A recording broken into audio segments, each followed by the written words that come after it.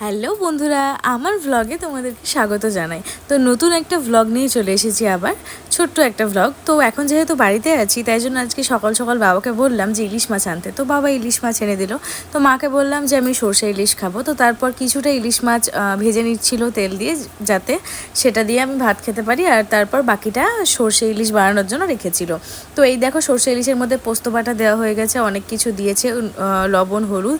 তারপর এই তো মাছটাও অলমোস্ট ভাজা হয়ে গেছে, মানে ইলিশের তেলটা রেডি। আর তারপর এই যে সর্ষেটা বেটে তারপর ছেঁকে দিচ্ছে, যাতে পেটে কোনো প্রবলেম না হয়।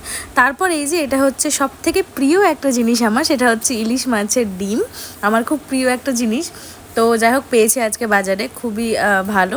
তারপর এই তো ইলিশ মাছের ডিমটা অলমোস্ট ভাজা হয়ে গেছে।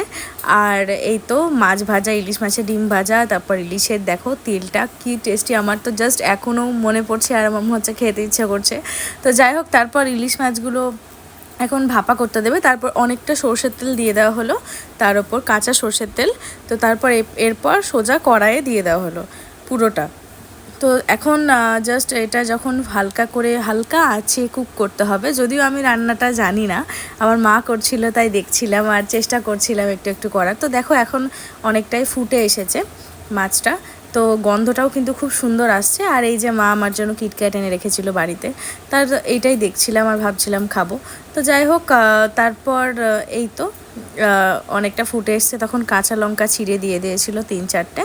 তো এই তো যাতে একটু হালকা ঝাল হয়, আর আমার ঝাল খেতে কিন্তু খুব ভালো লাগে, মানে এমনি ঝাল খেতে ভালো লাগে আর কি, বেশি ঝাল যদিও খাই না আমি। তো এই তো ইলিশ মাছ ভাপা রেডি, সরি সর্ষে ইলিশ রেডি। তো যাই হোক, তারপর এই তো এখন ভাত দিয়ে দিয়েছে বেড়ে, তারপর তার উপর দিয়ে দিয়েছি ইলিশ মাছের তেল, মানে এটা দিয়ে আমি ভাতটা খেয়ে ফেলবো।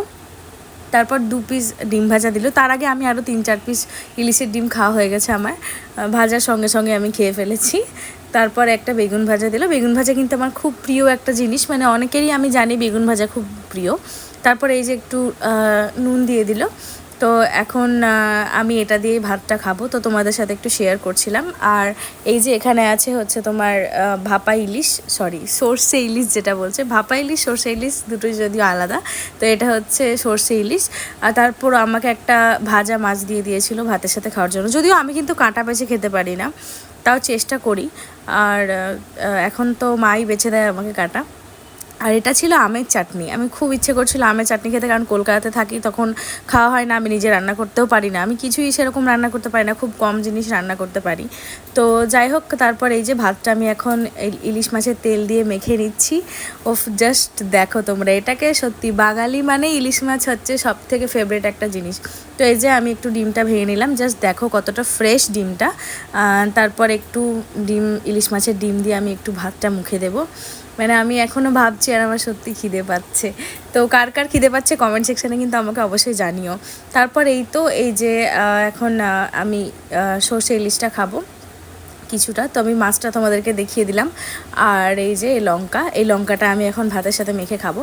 তার আগে আমি পুরোটা খাওয়া শেষ করি। তো এই যে আমার খাওয়া হয়ে গেছে। তারপর আমি এই যে এইটা বোধহয় আমার সেকেন্ড টাইম ইলিশ মাছ ছিল, মানে আমি আজকে প্রায় 3-4টে ইলিশ মাছ খেয়ে ফেলেছি। তো আমার অলমোস্ট খাওয়া হয়ে গেছে অনেকটা। তো আমি মাছ ভাজতে পারছিলাম না, আমার মা আমাকে ভাজা মাছটাও বেছে দিয়েছে আর এটাও বেছে দিয়েছে, এই যে মা এখনও বাজছে। তো আজকের ভিডিওটা এই পর্যন্ত। ভালো লেগে থাকলে লাইক, শেয়ার, কমেন্ট আর আমার চ্যানেলটাকে সাবস্ক্রাইব করে যেও।